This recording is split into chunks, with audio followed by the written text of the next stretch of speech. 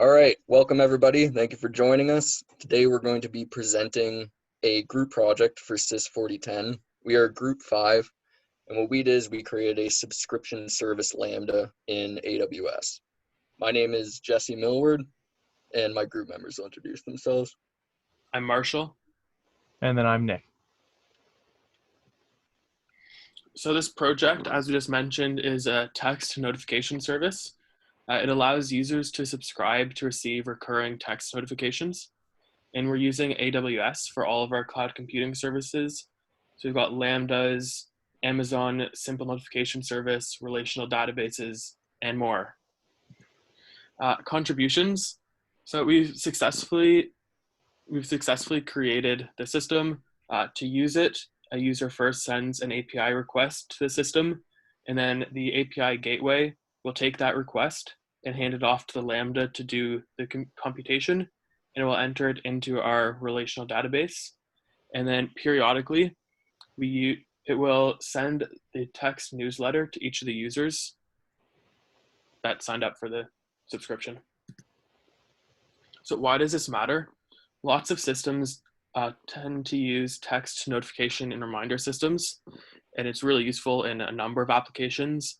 Stores would be able to use it to send their customers who subscribed to receive information about sales or other in-store events. If users can subscribe, and then they'll receive a reminder when the event is going to happen. And then stores wouldn't need to manage any of the infrastructure because it's all cloud-based. They just use AWS or another cloud provider to send the text message. And it makes it easier and more attractive to them because they don't need to manage the servers or the cell plans. Okay, so now I'll talk a little bit about the specific AWS services that we used. So the most important one, the one that really drove the whole computation process, is AWS Lambda. So as you may already know, AWS Lambda is a serverless computing platform. So it simply is a self-contained unit which has code which runs when it is triggered by some external source. There's many languages that are supported by Lambda, including Python, Node.js. It's highly scalable, which is the most attractive quality of it, which means there's no fundamental limits to scaling a function. You don't need to worry about capacity and surge or anything like that.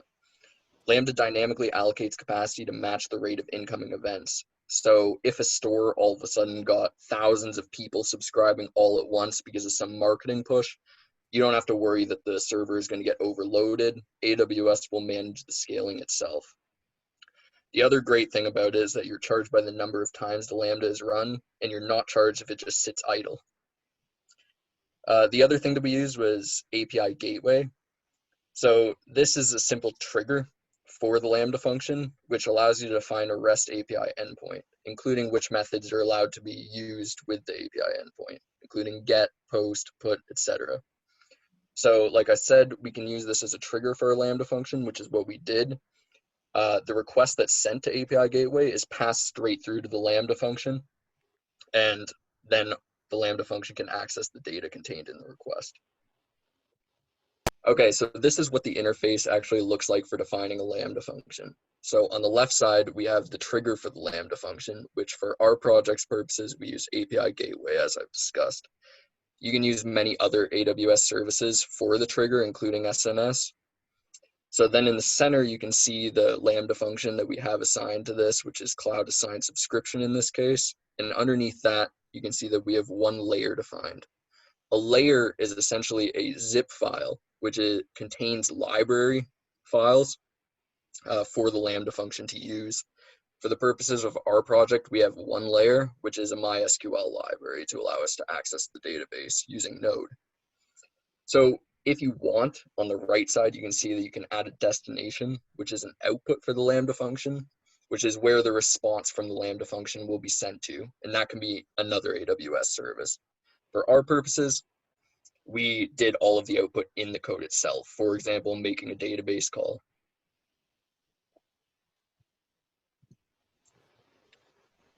So we used RDS as our persistent file storage. So that stands for Relational Database Service, and it can be used to create relational databases such as MySQL, which is what we use for this project. SNS stands for Simple Notification Service, and it's a fairly advanced publisher subscriber service. So systems can subscribe to a topic in SNS, which means that anytime data is pushed to that topic, all subscribers will be notified of that and they'll receive that data. But SNS also can function as a simple push service, which means that you can just define a phone number, for example, for a message to be sent to, and then you can just send it straight to that phone number, which means that you don't need to deal with the whole publisher subscriber thing. There's also AWS CloudWatch, which we used, which is the central logging system for AWS. So all other services send their logs to CloudWatch, but can also just be used as a timed trigger, essentially like a cron job, where you can schedule a Lambda to run at specific times. Major accomplishments from this project would be, as we mentioned, so we created an API gateway. That endpoint can trigger our Lambda function for our rest of our program to work. So we made two Lambdas, one that creates our subscriber for the mailing list, and the other that sends out all of the mail to our subscribers. This was a good accomplishment. It was able to integrate SNS with our text messages. This could either be further expanded to email if we wanted to. We had our CloudWatch trigger that runs the second Lambda at our timed interval. And then we stored everything on our relational database, which allows everything to be sorted and accessed easily and efficiently.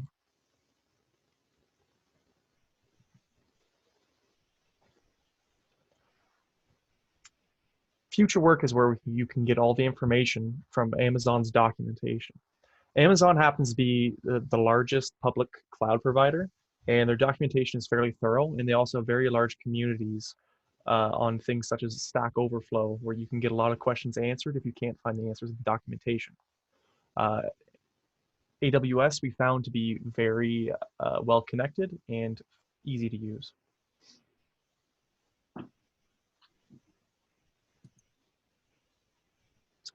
So a reflection on what worked and what didn't. So all the features that we originally planned to work just kind of fell into place. There's a lot of tight coupling between AWS services, and it made the communication between them very simple. We didn't plan anything that didn't actually get accomplished, so that isn't necessarily a problem, but we have things that we would like to change in the future going forward. We would like to create some deployment scripts so we can test our instances and test the production process very quickly. Instead of there's a lot of manual guesswork as of right now when we create a new service. We would also switch our database to something like S3 to reduce the cost of the service. This means that instead of having a server that's spun up that's running our database that we're paying for every hour, every minute, we would pay for something as we use it. So S3, you're only charged when you have data going in or data coming out. So that would reduce our costs dramatically and also keep things completely scalable. We could have 100,000 requests and it won't affect S3, whereas when we do it through RDS, we might have to get a bigger server. We'd also like to do a confirmation text message for the subscription going forward. So when you subscribe, you know that you subscribed. You can then also maybe unsubscribe from the service as well when you get a text message. So that is our presentation there. If there's any questions, let us know. Thank you for listening.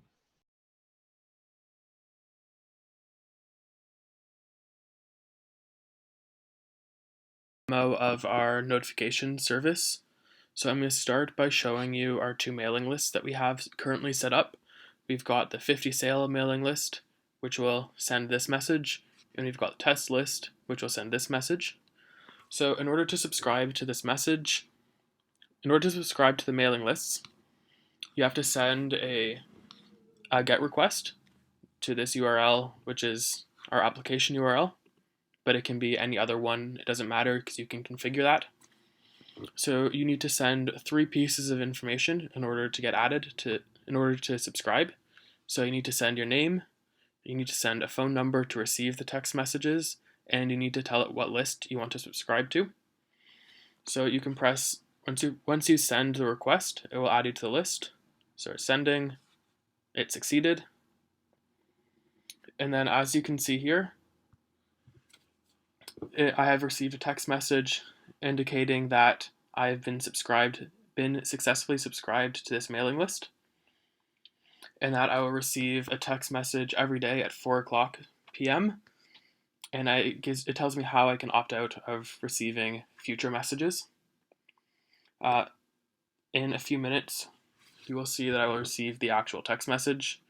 Now that it's about to be 4:00, we can see that I'm going to receive the text message in a second, giving me the message that belongs to this newsletter.